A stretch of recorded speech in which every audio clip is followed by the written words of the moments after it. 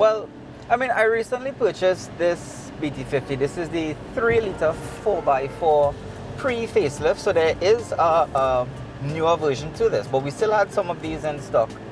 And I found the value for money and what I get in out of the vehicle in terms of the versatility, the features, the size, the power. So, well, I couldn't go wrong.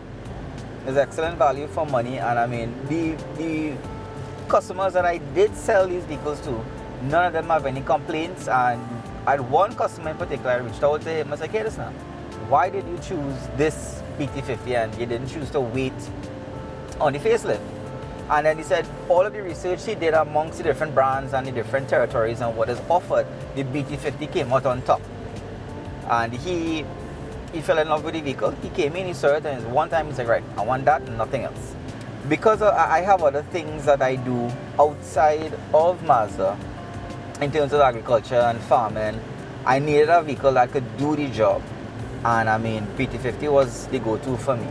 I like how, Josh, you pointed out that you do agriculture. So let's use that as an example. You know, a lot of farmers, they want durable vehicles such as this to do their work. And not a lot of, in my experience, financial institutions give them that kind of opportunity to get access to these kinds of vehicles. So what we try to do is tell them to prove their income, even if we have to use more unorthodox methods. So we would ask them to take pictures of their produce. Right. Do they have any land that they own that is used for agricultural purposes? Take pictures of it.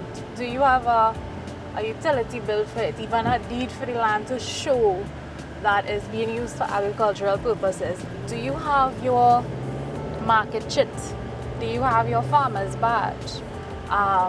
Things like that. And they would be able to even bring their whatever little receipts or invoices, if they do wholesale, any of those things, we accept that. That is the core of their application, amongst other things like their IDs, their utility bill.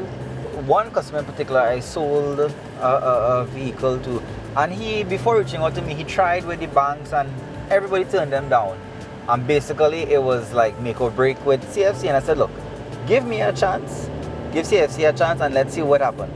2 weeks time, the man was driving his vehicle, and when he came to collect, you could see the tears in the man's eyes, my customer's eyes. I could see the tears because he was so overjoyed that he finally got through. Right. Right? And as I said, all the other banks turned him down, and CFC, they did the financing easy. He submitted all of his documents, they did the site visit and everything, and the man got a quick approval.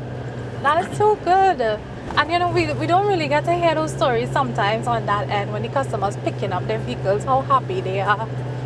So I'm glad I got to hear that. That's really nice.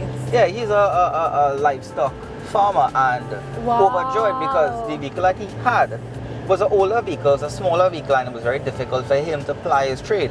But with this pickup, it really helped him out, and he was really able to catapult himself further. The vehicle helps him sell more and then earn more. So, you know, it worked out best for everybody. I have a question for you though, Josh. So Sure. I love to drive, but these narrow roads give me anxiety. And you are driving a pretty big vehicle. How are you able to maneuver like this? All right. So typically, pickups and larger vehicles are seen, or they have the stigma of being difficult to drive. This vehicle in particular, the BT-50, is incredibly easy. I might as well thought so at the beginning, but the vehicle is very, very easy to drive. I have front and rear parking sensors. I also have a reverse camera that I can use to assist me. And at this height, I have perfect visibility right around the vehicle. So it's not where there are some parts that are difficult, or the vehicle itself is a little cumbersome.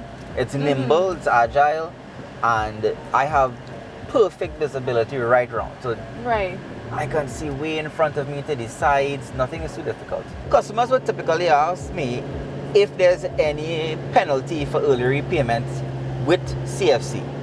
Right. Is there? No, there isn't. We really leave it up to the customer how they want to pay back their loan. Of course, they must pay it back. Right. But if they want to let the loan run its course for the entirety of the time, they can do that. If they want to start paying their installments before time, they can do that as well. In fact, when they come to make the down payments to certain sales, they can make their first installment one time if they wish. Right. They okay. can pay for months at a time. They can settle it as early as they want. It doesn't really matter to CFC once it is what the customer wants to do, and it's completely up to them. Right. So CFC offers that level of flexibility for early repayment or balloon payments towards the vehicle loan.